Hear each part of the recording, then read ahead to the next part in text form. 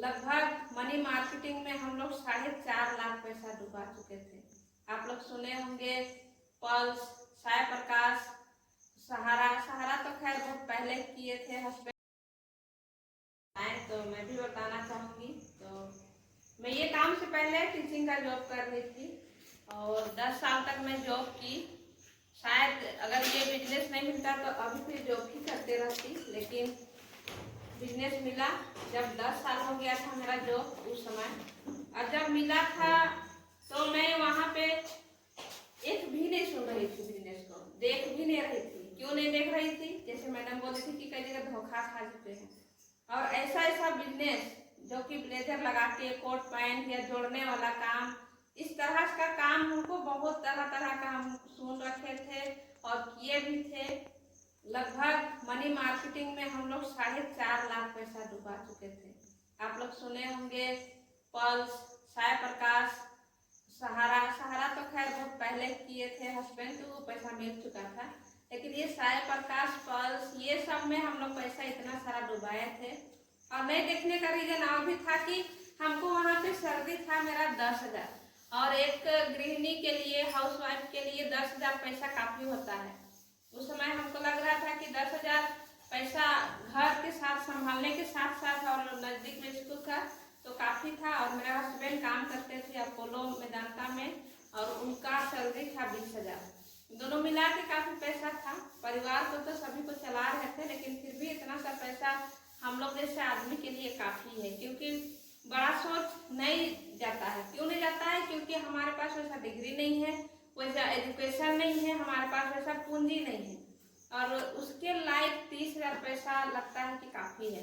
तो ऐसे ही लेकर हम लोग चल रहे थे और बिजनेस में तो बिल्कुल भी भरोसा नहीं था। लेकिन जब दिखाएं तो दिखाने के लिए आए थे हमारे घर के ही, गांव के ही, मेरी देवरानी और मेरी एक भगिन पुतौह लगती है वो, और हमारे महान गुरु हैं छोटू सर। आप लोग मिले हैं और जो नहीं मिले हैं वो बाद में मिल लीजिएगा। तो वो दिखाने आए थे। तो लोग को जैसे ही देखी मन में सोचने लगी कि ये लोग क्यों आ रहे हैं यार हम लोग को फंसाने। बिल्कुल ये काम तो नहीं करना है, हर हाल में नहीं करेंगे, ऐसा सोचते थे। लेकिन कहते हैं ना कि ऊपर वाला का जब जो मर्जी होता है वो करके ही रहता है। तो हम तो जो नहीं करना चाहते थे, हस्बैंड भी नहीं करना चाहते थे, लेकिन पता नहीं उनको क्या हो गया और तुरंत कैश निकाल के पैसा पूरा दे दिया। तो गुस्सा तो लगा, लेकिन फिर सोचे कि छोड़ो, मेहमान थे तो कुछ बोलने नहीं बना। हम लोग सोचे कि अब ज्वाइन कर लिए हैं, लेकिन इस काम को नहीं करना है। क्यों नहीं करना है? क्योंकि लग रहा था कि हम तो फंसे दूसरा को नहीं फंसाना है, ऐसा हम लोग सोच रहे थे। मतलब ये काम को ना बिल्कुल ही घटिया और बेकार समझते थे। लेकिन जब एक प्रोग्राम में गई, ऐसे ही सेमिनार में, वहाँ पे बहुत सारे भीड़ थे, कम से कम 100-150 लोग रहे होंगे। और वहाँ पर देखी कि हमारे ही वही गांव की 2 लेडीज यहाँ स्टेज में चढ़ के पूरा प्रेजेंटेशन चला रही थी। तब मैं वहाँ पे हक्का बक्का रह गई, इसलिए क्योंकि वो दोनों लेडीज गांव में अगर छोटा मोटा भी मीटिंग होता था तो वो लोग बोल नहीं पाती थी, लेकिन उतना भीड़ में वो भी प्रेजेंटेशन चलाते हुए देखिएगा तो अब अजूबा लगेगा कि नहीं लगेगा? तो हमको लगा कि बाप रे, लोग इतना कॉन्फिडेंस मतलब इनके अंदर कैसे आ गया। और उसी समय कुछ दिन बाद मैं रांची गई, वहाँ पे हजारों का भीड़ था और वहाँ देखी कि वो दोनों लेडीज का इतना शानदार तरीके से वेलकम हो रहा था। बहुत दूर से उनको गजा बजा के साथ ला रहे थे, डांस के साथ ला रहे थे, फूल माला के साथ ला रहे थे, और मतलब इतना शानदार तरीका से वेलकम करते हुए कि ऐसा वेलकम तो हम देखे ही नहीं थे। खास करके लेडीज के लिए, जेंट्स लोग का कहीं ना कहीं हो भी जाता है, लेकिन लेडीज लोग का इस तरह का होता है? हाँ, टाइम होती है तो हो जाता है, लेकिन हम लोग जैसे हाउस वाइफ को ऐसा मान सम्मान नहीं मिलता है, किसी को भी नहीं समझ में आया। बस इतना ही समझ में आया कि यहाँ रहने से लोगों का अंदर कॉन्फिडेंस बढ़ता है और एक अच्छा माहौल मिलता है और लोगों का शायद पहचान बढ़ता होगा, ऐसा लगा। और फिर मैं घर आई और मैं डिसीजन ली कि ये काम को करना है। और करते करते जैसे जैसे इस बिजनेस में आप समय दीजिएगा, तैसे तैसे इसका जो गहराई है, यहाँ का जो खूबसूरती है वो आपको पता चलेगा।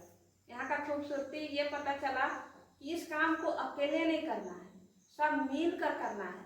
और आप बाहर का काम करिएगा तो वहाँ पर क्या होगा कि आपको अपना काम, अपना हिस्सा का काम आपको अकेले करना है। अगर आप जाते हैं तो आपका काम होता है, आप नहीं जाते हैं तो आपका काम नहीं होता है। लेकिन ज्योति मैडम बता रही थी कि हम नहीं भी गए थे फिर भी इनका चेक बना। तो ये काम ऐसा ही है, ये काम कुछ दिन करने के बाद आपका, आप करें या ना करें, आपका काम होते रहेगा। इस तरह का काम है। और सबसे खासियत ये है कि इस काम को कोई भी आदमी कर सकता है। ऐसा नहीं कि आप अनपढ़ हैं तो नहीं कर सकते हैं, आप बहुत एज है तो नहीं कर सकते हैं, ऐसा कुछ भी नहीं है। यहाँ पे बस 18 साल के बाद का होना चाहिए और आप ये काम को कोई भी समय में कर सकते हैं और आप किसी के साथ भी कर सकते हैं। आप पढ़े लिखे नहीं भी हैं तब भी इस काम को कर सकते हैं। तो ये हुआ।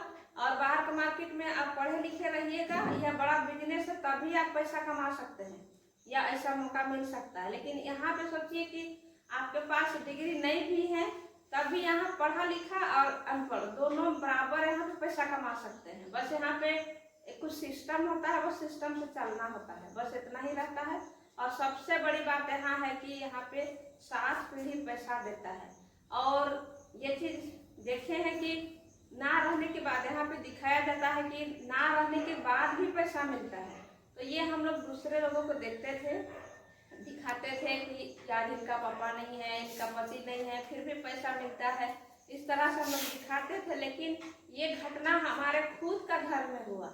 अभी जो बोल रहे थे पमी मैडम, उनका हस्बैंड काम किए, कुछ साल किए और ये भगवान के घर चले गए। यानी कि एक साल कुछ महीना हो रहा है, आज इस दुनिया में नहीं है। लेकिन आज टीम का सपोर्ट से और अपलाइन डाउनलाइन के सपोर्ट से उनका घर में पैसा आ रहा है।